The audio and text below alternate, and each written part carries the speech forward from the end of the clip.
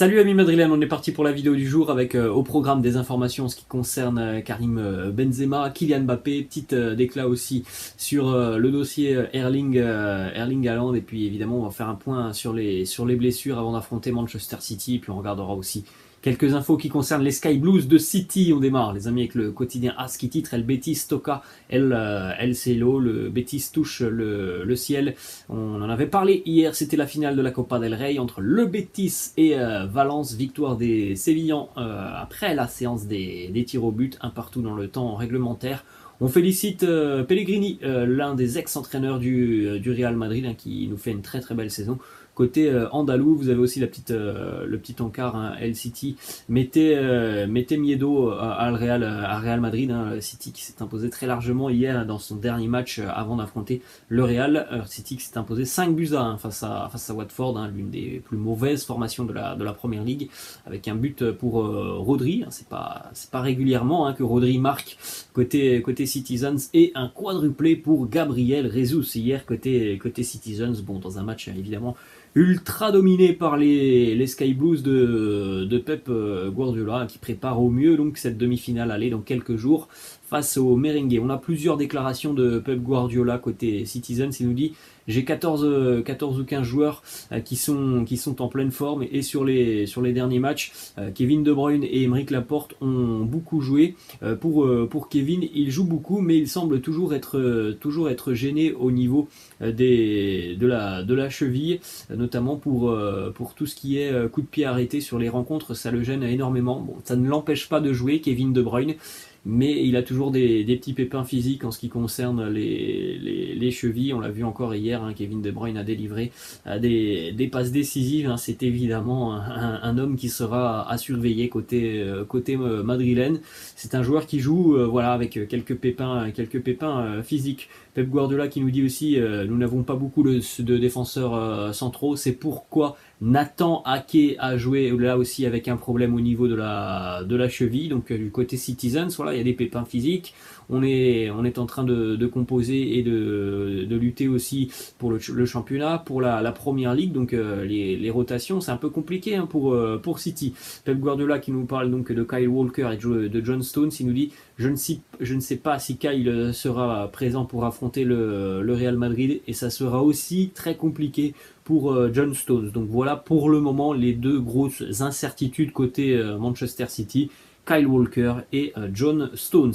On continue les amis du côté de Manchester City avec quelques déclarations de Ilkay Gundogan qui nous parle du Real. Il nous dit: celui qui a battu le Paris Saint-Germain et Chelsea sera forcément un dur à cuire. Madrid est une équipe brutale. Benzema, Modric, Kroos, tous jouent à un très haut niveau. Depuis toujours, on s'attend à un match beaucoup plus offensif que face à l'Atlético Madrid. Je pense que les amis, on en est tous conscients.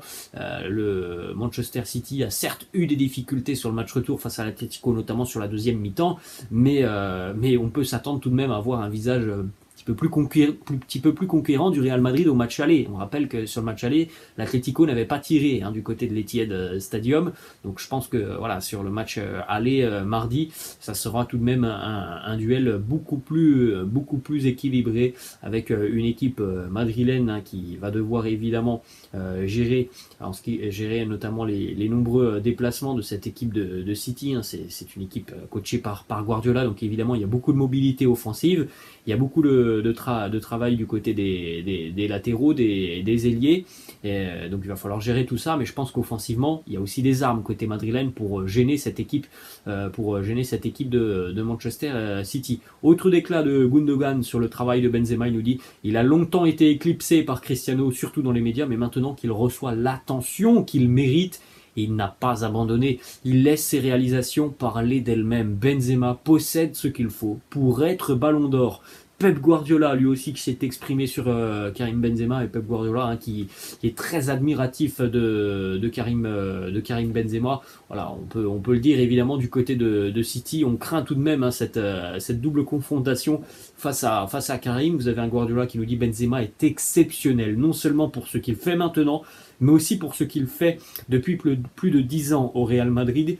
Il n'en est pas seulement un buteur, mais il est aussi un fantastique et polyvalent joueur. Sa carrière est phénoménale. Voilà tout de même les mots quand même très élogieux de Pep Guardiola. On enchaîne les amis avec les informations qui concernent l'entraînement de la veille. Et bon, il n'y a pas forcément d'avancée hyper positive par rapport aux infos que l'on a eues hier. Ferland Mendy qui a effectué une partie de la séance avec le groupe. Voilà, c'est la seule véritable information positive côté madrilène. Il a participé à l'entraînement, en tout cas à l'une des parties de l'entraînement. Casemiro qui s'est entraîné sur le terrain de manière individuelle, mais aussi en salle de manière individuelle. Donc pas d'entraînement collectif pour Casemiro. En ce qui concerne Hazard, Luka Jovic et Mariano, ils sont tous restés dans le gymnase. David Alaba n'a pas pris part à la séance d'entraînement. Il a passé un IRM hier, l'international autrichien. IRM qui révèle une contracture au niveau des adducteurs. David Alaba très incertain face à Manchester City et il sera d'ailleurs incertain jusqu'à quelques heures avant le match.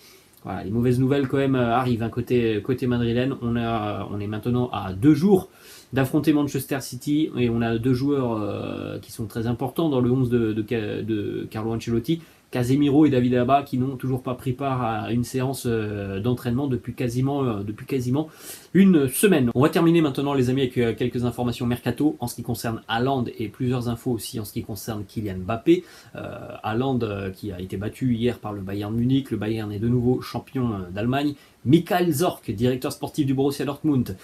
Voilà l'une des questions des journalistes. Haaland sera-t-il en première ligue l'été prochain? La réponse de Michael Zorc qui nous dit cela ne nous surprendrait pas complètement maintenant. Bon, on en a parlé aussi depuis une dizaine de jours. Il semblerait tout de même que Manchester City ait une longueur d'avance, notamment par rapport au Real Madrid. Mais on rappelle une nouvelle fois, il n'y a aucun accord entre City et Erling Haaland. Ensuite, en ce qui concerne les informations par rapport à Kylian Mbappé, déjà le petit post Instagram de Kylian Mbappé, le Paris Saint-Germain a célébré son titre de champion de France hier après un nul face au Racing Club de Lens. On félicite aussi d'ailleurs Sergio Ramos. Kylian Mbappé qui laisse donc ce petit post Instagram, la bouteille de champagne en main dans les vestiaires, le grand sourire et l'un des premiers commentaires ou l'un des commentaires les plus likés, Karim Benzema avec les émoticônes flammes Yes sir pour Kylian Mbappé. On a eu évidemment plusieurs déclarations d'après-match, notamment le directeur sportif du Paris Saint-Germain, Leonardo, qui envoie un pic au Real Madrid et qui nous dit à Madrid, ils sont sûrs depuis 3 ans qu'ils vont engager Kylian Mbappé et qu'il va donc terminer du côté du Real Madrid. Mais peut-être qu'ils sont un peu trop sûrs d'eux. Il a dit tout ça en ricanant, Leonardo, hier au micro de Sky Sports. Voilà, un message et pic envoyé au Real Madrid. Ne soyez pas trop sûrs de vous en ce qui concerne Kylian. Leonardo a aussi annoncé ce que l'on avait dit hier, qu'il y aura une nouvelle réunion la semaine prochaine. Une déclat de Kylian Mbappé en zone mixte hier sur l'aspect d'avoir le brassard de capitaine du côté du Paris Saint-Germain. Il nous dit devenir capitaine pour prolonger avec le Paris Saint-Germain. Le brassard n'est pas une demande personnelle. Il devrait venir naturellement. Donc voilà, il a écarté cette option. C'est pas le brassard qui va lui faire évidemment changer d'avis. Bon, ça, on s'en doutait. Ensuite, on va terminer donc avec cette dernière information qui concerne Kylian Mbappé, qui a annoncé hier voilà, pour le moment il n'y avait aucune autre avancée par rapport à il y a 2-3 semaines. Il n'avait pas pris sa décision. Et toutes les rumeurs qui sont sorties depuis quelques jours et qui font état d'une prime à la signature de 100 millions d'euros côté Real Madrid pour Mbappé sont fausses. Il n'y a pas de prime à la signature de 100 millions d'euros. Il y en aura vraisemblablement une si Kylian arrive du côté de Madrid.